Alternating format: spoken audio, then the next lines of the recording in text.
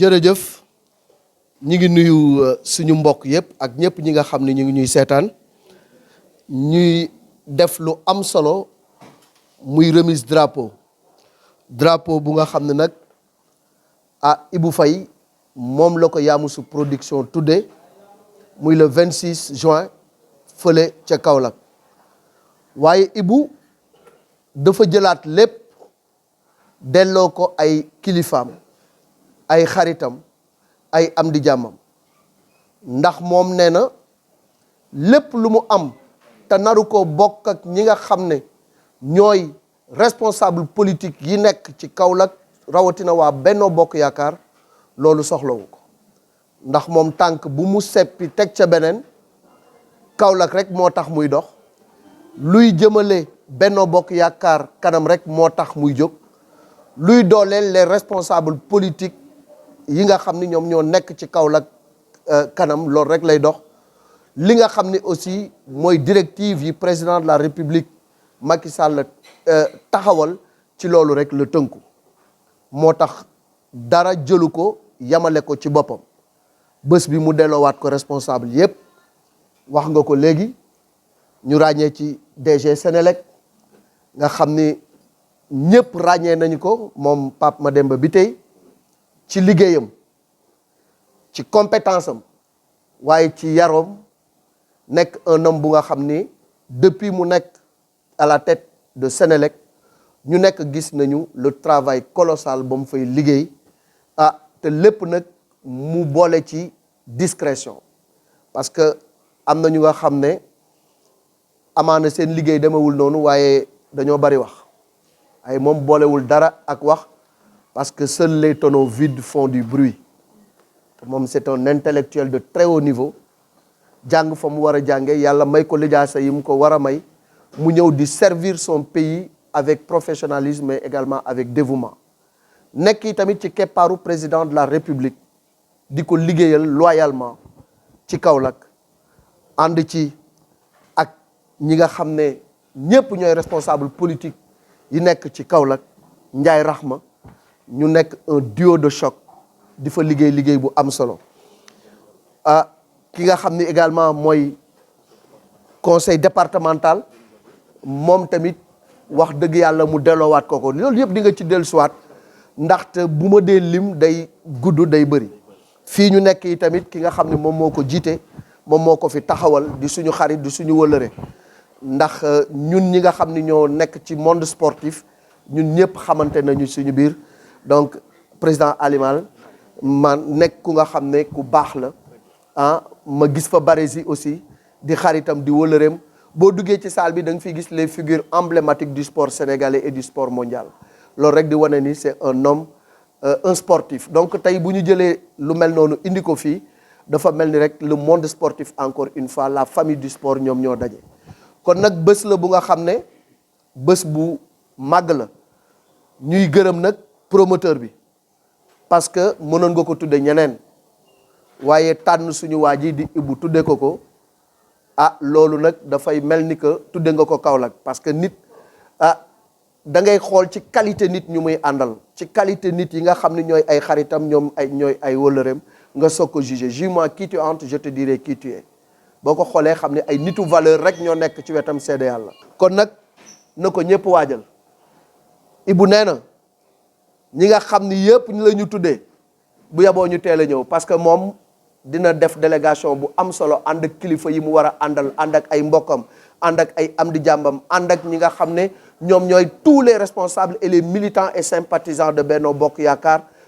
stade ba dinañ ko fees dell bu dugg see di ngeen xam ni dugg si na bu dugg see dina ànd ak ñi mu war a àndal te bés bi neex na ko lool drapeau bi nga ko tudde comme noonu nga ko waxee rek saa su ne noonu lay demee ñu ngi ci woo ki nga xam ne mooy président directeur général bu Senelec Pape Mademba Bitèye nekk ko tête de liste départementale Benno Bokk Yaakaar ca Kaolack ak ki nga xam ne mooy Mouhamadou Ndiaye Rahma ministre chargé des affaires religieuses macha allah di doomu ndey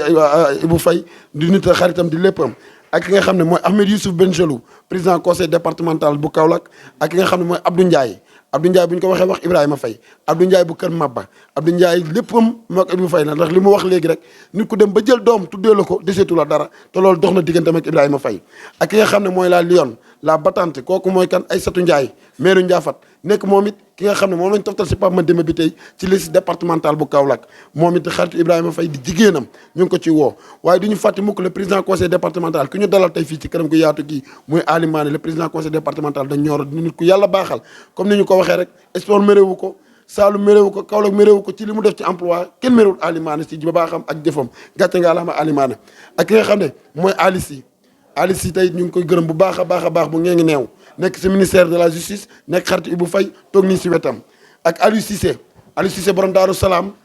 Walibia Oli ma nga fa noonu Aliou Cissé di xaritu Ibrahima Faye di nit ku baax ku dem Porokhane dem Paoskoto dem Nioro xam ne Aliou Cissé mi ngi liggéey si département Saloum bi lu am solo ak ki nga xam ne aussi mooy Cheikh bu restaurant Cheikh Ngok bu restaurant Cheikh macha allah di xaritu Ibrahima Faye di doomu ndeyam di léppam waaye ak keneen koo xam ne moo Ibou Faye gaaw la ak dibéer bis doxul seen diggante muy Khadim Biteye mi ngi ne toog nekk am de confiance Samuel Sarr nekkoon ak Ibou Faye si UGTEL ba tey jii yàlla boole leen Ndakaaru boo xoolee Aïda Bolondé mi ngi nii toog représenté fi nga xam ne mooy Yamoussouf production. voilà merci je pense que kàddu yi fi jip yëpp am na solo te wane na relation bi nga xam ni moom la Ibou am ak kenn ku nekk fii li ñuy wax rek dafa mel ni que Ibou ndawalu guddi la ku ca jiitu rek da ngay foog ni yaa ca ëppale sa morom te loolu nag ci moom la loo doon góorgóorlu di ko def ci lu baax bu yaboo nga yokk ko loo doon def ci nit ñi ci lu baax bu yaboo nga yokk ko parce que fii yàlla wàccu fi jox kenn dara directement lu muy jox doomu aadama ci loxo doomu aadama la koy jaale moo tax sa nekkin ak nit ñi na rafet te ñu mel ni yow bu bari woon coow li am du bëri ndax président li mu bëgg mooy unité d'action bokk xalaat di yëkkateendoo di tegandoo di dóorandoo. jërëjëf Malick Thiandoum sama xol sedd na lool si yow maa ngi lay gërëm di la sant parce que dama lay tijjee su gisee ma tijjee la yow laay tijjee parce que da nga nekk référence si Sénégal yaakaar naa ni label bi di Yamoussouf ñoom ñoo ma obligé ne ma il faut que nga wax ak Malick mu ñëw parce que mënuñ dugg Dakar que yow ñëwoo teew parce que nee nañ yow yaay représenté làmb ci Sénégal yaakaar naa ni loolu lu la ko may aussi mooy tey wane nga ko parce que dama laa oo sequñu dara joxuma la dara nga ne ma da ngay ñëw fekkee bés bi pour relation yu ñu am ak ku ma la tuddal na la moom laa ko delloo muy Pape Demba bi tey mu jaral nga ñëw teew yaakaar naa ni mi ngi nekkul sax Sénégal waaye yëg na ko parce que wax naa ko lépp bu loolu weesoo damay sant bu baax di gërëm waa Yamoussouf parce que lii ngeen def ngeen ko waa da ngeen ko def pour benn but rek mooy Kaolack l'intérêt de la jeunesse parce que tey li nga wax ni Malick loolu laa dégg moo tax ma engagé wu sans réfléchir jël engagement combat bi ne damay ñëw accompagner leen parce que nag ñi ngi def lu bëri Kaolack sur l'emploi des jeunes parce que Kaolack ñëpp xam nañ ne xaw na manqué loolu waa ay xale lañ waa dañoo taxaw ne Kaolack ñoom dañuy yëngatu ci sport créer des emplois kon ñii war nañu leen dimbale te man aussi damay engagé wu fii ne pare naa pour accompagner leen lépp loo xam ne ni yéen dañ koy soxla si pour que affaire bi level bi dox ñun dañ ciy nekk te képp ku ma xam samay relation daa leen ni il faut que ñu accompagner leen loolu moom jël naa engagement bu loolu weesoo aussi damay sant mes amis parce que boo xoolee tey ndaje bi man maa ko doxalee nii salle bi mënoon na fees lool waaw dama préféré woon woo ay nit ñoo xam ne bu ñu ñëwee toog déglu dañu xam ne ni fu ñu delloo seen gox war nañ mën a def ay action parce que ay nit ñu am valeur lañ Sofia bii Kaolack la dëkk ñu bëri xamuñu ko mu ngi fii Dakar di def lu baax di investir di liggéey boo xoolee bokk na si ñu ma tuddee bés bi mu ngi ni ñu toog nekk xale nekk doomu Kaolack su ma tourné Alioune Sy saay mooy nekk na koo xam ne kii aussi ku am problème Sénégal muy Kaolack bu ñu fekk si jeunes yi dina def muy problème justice dina def tout ba fi nga nekk mu lay gestu di dox ba nga jugee si xat-xat boobu nga nekk doon loolu aussi ma dama koy témoin fii nit ku baax la Khadim ku ñëpp xam nañ ni Samuel du doon def dara sans moom xale la waaye nit ku am relation la nit ku baax la nit ku mën a boole ay nit la moo tax ma woo ko sama bés bu ñëw teew Cheikh moom mooy restaurant Saint Max mu nekk lu ma baax gis na kii moom a gën a baax nit ku baax la nit ku social ka man dama bëgg nit ku social moo tax it ma woo ko bu ñëw fekkee sama bés bi Ali Cissé wax na ko léegi Touba Aliou mu ngi liggéey ci wàllu station am ay station partout au Sénégal di ko doxal nekk ndaw mu nekk def social aussi ci Sénégal mu nekk koo xam ne aussi ku ñu war a accompagner la yaakaar naa ni ñii toog fi Abdou Ndiaye monsieur le maire jóge na fi léegi jël na kàddu parce que dañ ko au réunion au niveau du Benno mu daw dem jël na fi kàddu ba wax def fi ay témoignages ñii mënu ma woon ñàkk a tudd am na ñenn ñoo xam ne ñu ngi ci yoon bi di ñëw xat-xat bi moo tax dinañ tardé waa terewul bu ñu ñëwee fekk dañ fi samay nit yoo xam ne ànd nañ ak ban représenté ma may gërëm di sant bu baax le DG de la Sénélec soo gisee ma koy sant parce que bés bii bu ñu ma ko tuddee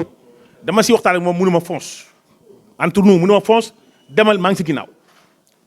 ma ne ko alhamdulilah bu ma la ko waxee nga ne ma fonce doxalal yafa yaatu mooy amatuma lu may hésité si la jeunesse Kaolack quoi lépp loo xam ne su ma ko defee dina dox pour waa Kaolack yi man si laa dekk ma leen di xamal na la soo gisee bés bi aussi ma ne ko tuddee naa ko ñëpp parce que aussi président dafa soxla bennoo dafa soxla ànd que Kaolack ñëpp xam nañ ni am na tuuti jafe-jafe wante nag gàcce ngalaama Pape Demba Bitèye il est en train de faire un excellent travail sur ce point parce que su gisee moo xoo ñëpp xam nañ ni mi ngi wax ak ñëpp nit ku baax la nit ku am ouverture la nit ku yaatu la nit koo xam ne la vraiment day déglu nekk nit ku yaru nit ku dal kon kooku bu ko président jiitalee bennoo boobu mun na ko dox que mun na ko am sur Kaolack que mu ngi ci lancé bi que mu ngi koy réussir bu loolu weesoo aussi may gërëm le ministre chargé des affaires religieuses muy Modou Ndiaye Rahma parce que tey bennoo bi aussi moom it dox na si parce que ñëpp xam nañu aussi day wax ak président que jiital bi ñu jiital bi tey moom 100% di si ànd di gërëm aussi Youssou Ben Jalou woo na ma léegi di ma laaj ndax fu ñu toll le président du conseil départemental ma ne ko ñu ngi si jeexagul bëggoon nañ ñëw sax waa dafa fekk mu nekk Kaolack waaw mu ñuy woote à tout moment ñoom ñëpp fu mu nekk nii yaakaar naa ni ku nekk sa bopp da nga jël làmb bi en main mel ni sa làmb la. bu loolu weesoo aussi mu nekk loo xam ne aussi au niveau de Kaolack làmb bi dafa génn foofu parce que boo xoolee waa Nioro yi waa Kaolack lu ñuy préparé waa Nioro lu ñuy préparé làmb bi dem na bu Koungheul parce que le maire de Koungheul nee na moom il va prendre des bus ak ay car ñëw parce que bokk na si bés bi. xam nga loolu aussi nekk na loo xam ne man xaw ma woon ni man cër bii ñu ma joxoon nañ ma ko moo tax wax nga ko léegi dinaa gën a góorgóorlu dinaa gën a am taxawaay wan ni man je n'ai pas droit à l'erreur parce que aussi dafa am bés yoo xam ne buñ la ko tuddee si ngay xam yow yaay kan. loolu yëpp aussi dama ko jël delloo ko waa Kaolack delloo ko la jeunesse di leen ñaan di leen ñaax pour que ñu xam ne ñun Kaolack ñun ñoo ko moom